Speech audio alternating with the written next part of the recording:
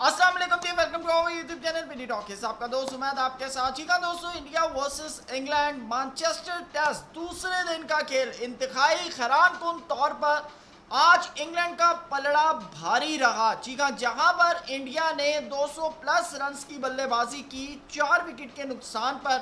Rishabh Pant retired हट रहे, वहीं पर आज रविंद्र जडेजा सिर्फ 20 रन बना सके। शार्दुल ठाकुर 88 बॉलों पे 41 रन, वाशिंगटन सुंदर 27। उसके बाद जो कंबोज हैं बगैर कोई रन बनाए पवेलियन लौटे जसप्रीत बुमराह 4 रन बनाए। सिर्फ और सिर्फ ऋषभ पंत ने 54 रन की बल्लेबाजी की। जी का अप्रॉक्सीमेटली 33 रन के ऊपर रिटायर्ड हट हुए थे और उसके बाद सिर्फ उन्होंने 54 रन बनाए। लेकिन सबसे हैरानकुन तौर के ऊपर इंग्लैंड के बॉलर्स में बैन स्टोक्स ने 5 विकेट हॉल किया है। 24 ओवर 3 मेड इन 3 की इकॉनमी से जबरदस्त किस्म की बॉलिंग की बैन स्टोक्स ने।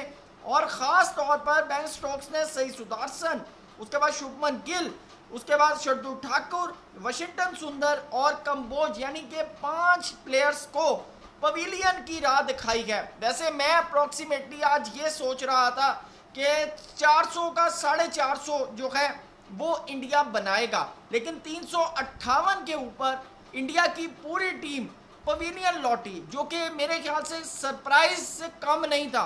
और उसके बाद जिस वक्त इंग्लैंड के बल्लेबाज बैटिंग करने आए हैं, तो वहां पर भी देखना यह है कि जैक क्रॉली और बेन डकेट, जिनको खास तौर पर जैक क्रॉली ने अभी तक इतनी बड़ी इनिंग जो है वो नहीं खेली। हाँ, इससे पहले मेरे ख्याल से अप्रॉक्सीमेटली दूसरे टेस्ट के अंदर जो था जैक क्रॉली ने अच्छी बल्लेबाजी की थी, लेकिन अमूमन अगर देखा जाए तो जो रूट अच्छी बल्लेबाजी करते हैं, हैरी ब्रूक करते हैं, फिर उसके बाद जो जेम्स स्मिथ हैं वो बल्लेबाजी इंग्लैंड के खिलाफ इंडिया के खिलाफ करते हैं। लेकिन आज खास तौर पर आपको बताता चलूँ कि 166 रन की पार्टनरशिप बनी है जैक क्रॉली और बेन डकेट के दरमियान। और अनबिलीवेबल अनबिलीवेबल जहां पर जसप्रीत बुमराह, कंबोज, मोहम्मद सिराज, शार्दुल ठाकुर, रविंद्र जडेजा, यानी कि सब एक तरह से होपलेस नजर आ रहे थे इनकी बल्लेबाजी के आगे। लेकिन बात वही है कि जिस वक्त विकेट गिरती है तो पहली विकेट गिरी रविंद्र जडेजा के हाथों। चीगा के राहुल ने स्टंप्स के पीछे कैच किया जैक क्रॉली का। 113 बॉलों के ऊपर 84 रन, 16 रन दूर थे जैक क्रॉली अपने 100 रन से। फिर एक छक्का मारा इन्होंने, 74 का स्ट्राइक रेट है, 13 चौके हैं। उसके बाद जो अंशुल कंबोज हैं, इन्होंने बेन डकेट की विकेट ली है। जी हाँ, और कैच भी इन्होंने जो है वो खुद किया है। 100 बॉलों पे 94 रन, 94 के स्ट्राइक रेट से खेले हैं, 13 चौकों की मदद से 94 रन बनाए हैं। यानी कि ये क्रेडिट आज इंडिया को जाता है कि जैक क्रॉली की जो है वो 16 रन से 100 रहता था वो उन्होंने तोड़ा। और उसके बाद सबसे अहम चीज़ कि जो बेन डकेट है सिर्फ 6 रन दूर थे अपने 100 से, और उनकी विकेट जो है अंशुल कंबोज ने ली। लेकिन इस वक्त ओली पॉप और जॉय रूट दोनों क्रीज के ऊपर मौजूद हैं और इंग्लैंड 225 रन 2 विकेट के नुकसान के ऊपर बना चुका है। और आप ये ज़हन में रखें कि ये 225 रन सिर्फ 46 ओवर्स के अंदर है। सिर्फ 46 ओवर्स के अंदर 225 रन बनाए हैं, जबकि इंडिया ने 114 ओवर के अंदर 358 रन बनाए हैं।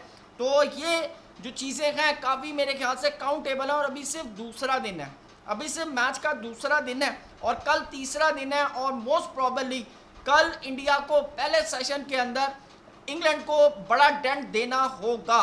इंडिया को इंग्लैंड को बड़ा डेंट देना होगा। तो उसके बाद ही मैच के ऊपर अगर ग्रिप की बात करें तो फिर आपको जो है वो इंडिया की ग्रिप नज़र आएगी। नहीं तो अगर इस वक्त मैं मैच की बात करूं तो ओवरऑल जो ग्रिप नज़र आ रही है वो सिंपली जो है वो इंग्लैंड के हाथ में है। और अगर कल इंग्लैंड जो है जो सिर्फ इस वक्त 133 रन दूर है, और अगर वो ये करने के बाद आगे अगर बेसबॉल क्रिकेट का सिस्टम स्टार्ट कर देते हैं तो मेरे ख्याल से इंडिया के लिए पैनिक बटन दब जाएगा। और सबसे अहम चीज़ आपको बता दूं कि अगर ये टेस्ट मैच इंग्लैंड जीत जाता है तो इंग्लैंड को ऑलरेडी इस टेस्ट सीरीज के अंदर बर्तरी हासिल हो जाएगी। जबकि इंडिया अगर ये टेस्ट मैच जीतता है तो इंडिया कम से कम इंग्लैंड के पास 5वां टेस्ट मौजूद होगा।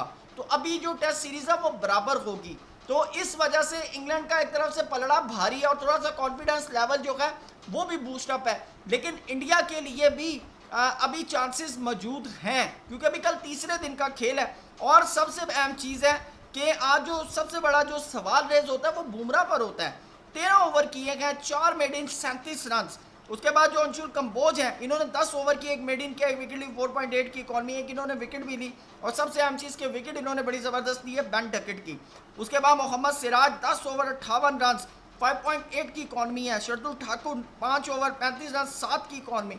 शार्दुल ठाकुर ने काफ़ी रन खाए हैं। उसके बाद रविंद्र जडेजा 8 ओवर 37 रन, एक विकेट, 4.6 की इकॉनमी है। तो ओवरऑल इंडिया के लिए कल का दिन जो है वो बड़ा डिसीजन मेकर होगा कि कल इंडिया जो है वो फ्रंट फुट पर आगे निकलता है या फिर बैक फुट पर निकलता है। लेकिन ओवरऑल अगर आज हम मैच की बात करें तो ग्रिप जो नज़र आ रही है वो बेसबॉल क्रिकेट की नज़र आ रही है। तो दोस्तों आपकी क्या राय है कमेंट सेक्शन में ज़रूर बताइएगा। थैंक यू सो मच, अल्लाह हाफिज़।